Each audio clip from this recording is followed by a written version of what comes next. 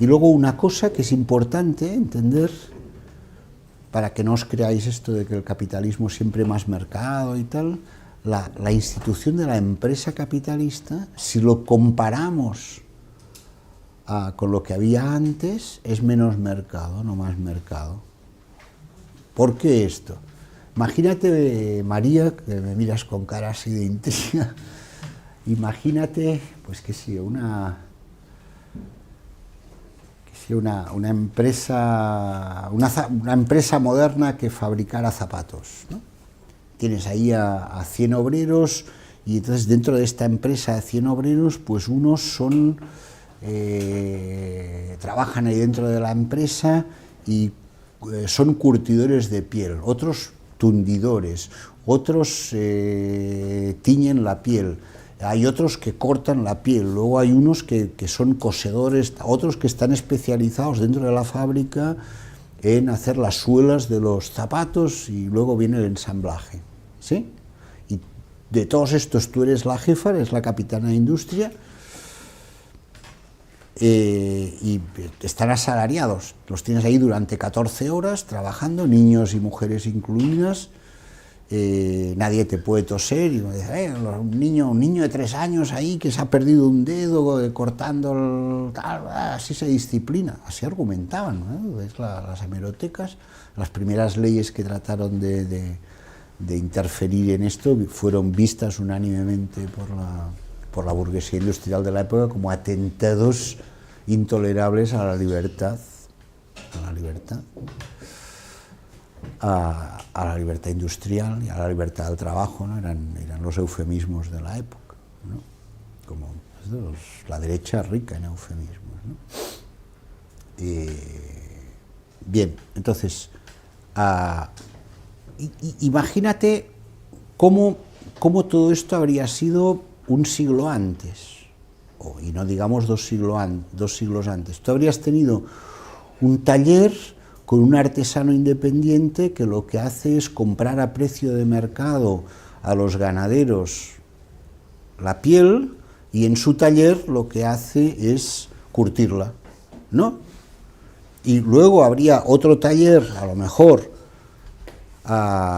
de un tipo que tiñe muy bien la piel, que compraría a precio de mercado al curtidor, le compraría la piel y la teñiría, ¿no? Y luego se la vendería a alguien, que a lo mejor este sí es un zapatero profesional, que en su taller lo que hace es, toma la piel, cose, pone las tachuelas, compra esto a precio de mercado y lo vende a precio de mercado.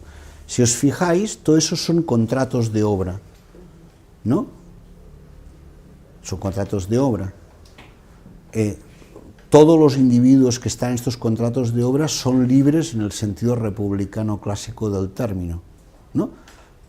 Tienen propiedad privada fundada en el trabajo personal, no necesariamente explotan a otros, aunque puede que exploten a otros, pero digamos, esto no interesa aquí.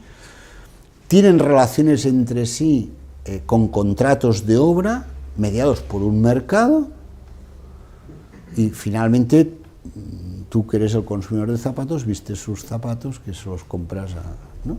Una vez hay capitalismo en sentido moderno, todo esto desaparece, quiere decir, hay un montón de relaciones de mercado libre, en el sentido verdadero de la palabra libre, porque está la coña del mercado libre ahora, no tiene nada que ver con lo que se entendía tradicionalmente por mercado libre.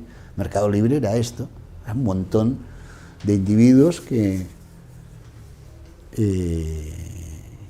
artesanos, comerciantes y tal, que digamos tenían pequeña propiedad fundada en el trabajo personal y que tenían relaciones con otros mediadas por precios y por contratos de obras. Aquí no, aquí tenemos que todos estos viejos artesanos han perdido su propiedad, ¿no?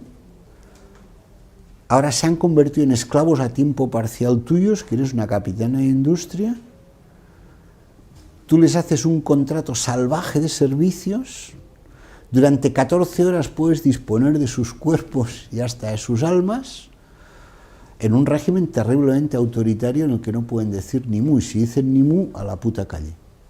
Y estos no tienen dónde caerse muertos, porque ya no hay bosques donde donde ir a buscar leña para calentarse en invierno, ya no hay ríos comunes a los que pescar, ya no hay tierras comunes en las que plantar unas calabazas o unas cebollas, ¿no? Eso, han perdido todo, han perdido todo. Y además de perder todo esto, muchos que tenían pequeña propiedad fundamental de trabajo personal la han perdido, ¿sí?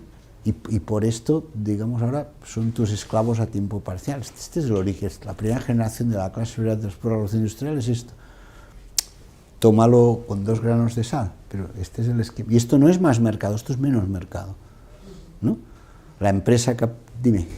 Cuando dices que es más o menos mercado, o sea, estoy completamente de acuerdo que son mercados completamente diferentes, porque en uno está garantizada la libertad republicana, en el otro completamente distinto, pero ¿había más operaciones comerciales antes o no? Porque por un lado estás diciendo que la subsistencia estaba garantizada antes por métodos que no tenían que ver con el mercado, por ejemplo, trabajar en el campo, por ejemplo, hacer relaciones comunes. Por otro lado, también has dicho que la modernidad, bueno, cuando aparece el modo de producción capitalista, se mercantilizan más zonas que antes no había, lo cual implica también un aumento del número de operaciones comerciales, como por ejemplo pues, la tierra, el conocimiento y demás. Sí, sí, no, Lado, perdona, ¿cuál es tu nombre? Que no me acuerdo. Julio. No, todo esto que dices es correcto, pero yo decía, utiliza la cláusula ceteris paribus. Todo esto que dices es evidente, se mercantilizan áreas que antes no estaban mercantilizadas. Desde este punto de vista hay más mercado. Yo digo que para lo que hace a la organización de la producción y el nacimiento de lo que llamamos empresa capitalista moderna, en ese punto, en contra, digamos, de la intuición general, no es más mercado, sino que es menos mercado. Y es más autoridad y tal, ¿no? Y eso es muy importante, porque quiere decir que una parte creciente de la población, que ha sido desposeída y que no tiene más remedio que, si quiere seguir existiendo y reproduciéndose y tal, que vender su fuerza de trabajo ahí, va a sucumbir a relaciones terriblemente autoritarias, ¿no?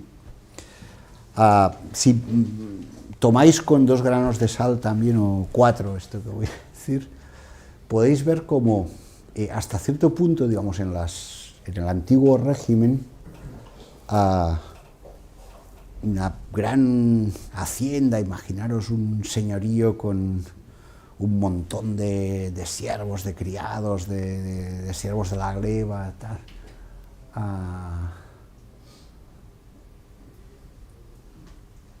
En una unidad así, producción y reproducción iban de la mano, ¿no? ¿Sí? Es decir, una gran hacienda señorial, había producción y al mismo tiempo era reproducción.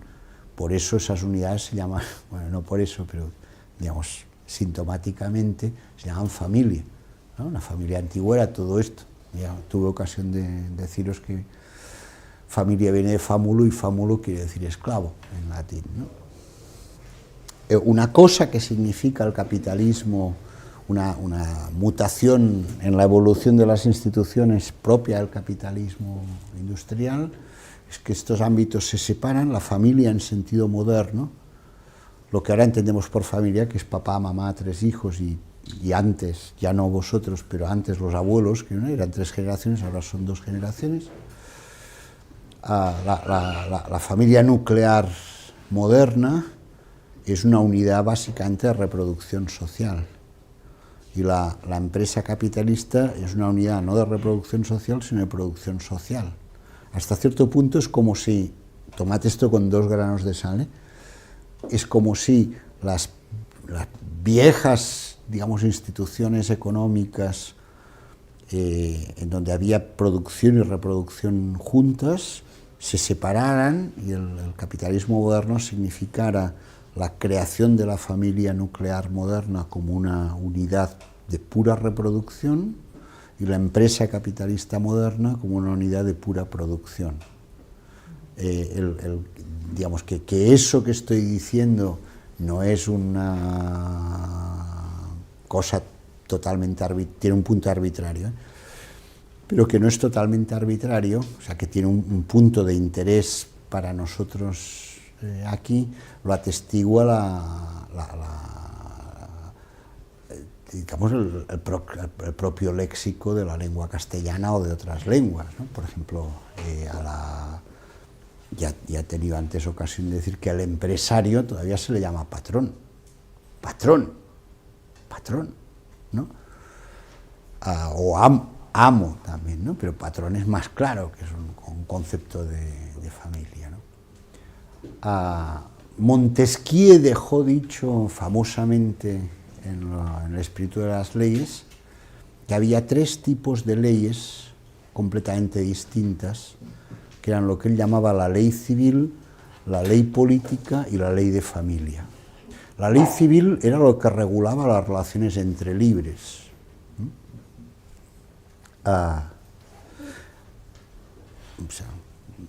Derecho civil romano, para entendernos.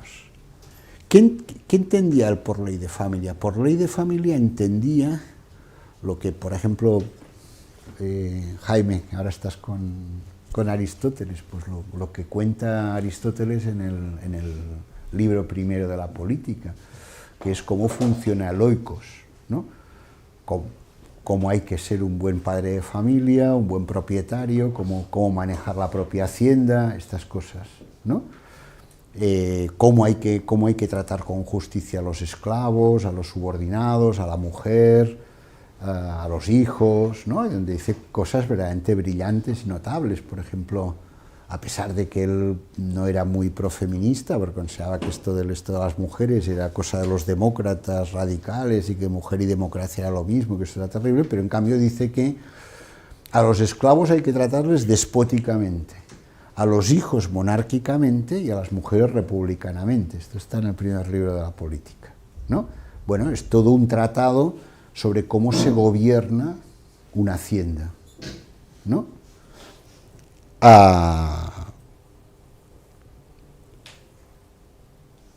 Y esta hacienda era una unidad de producción y reproducción. Bueno, pues digamos en la empresa capitalista, que es luego de un montón de mutaciones meméticas, si me permitís la broma, por analogía con las mutaciones genéticas, luego de un montón de evoluciones, la empresa capitalista es una empresa no regida por la ley civil, sino por la ley de familia. Y estos tipos no eran tan magnánimos como Aristóteles, no pensaban que a las mujeres hay que tratarlas republicanamente y a los hijos monárquicamente, sino que hay que tratar a todos despóticamente, todos como esclavos, son esclavos a tiempo parcial. Por eso, en una empresa capitalista, a la primera generación, los trabajadores, una vez cruzaban el umbral de la fábrica, no tenían ningún derecho. Ningún derecho. Eso es lo que quiere decir el autoritarismo terrible de la empresa capitalista, de esta institución que es muy crucial, ¿no? Autoritarismo terrible.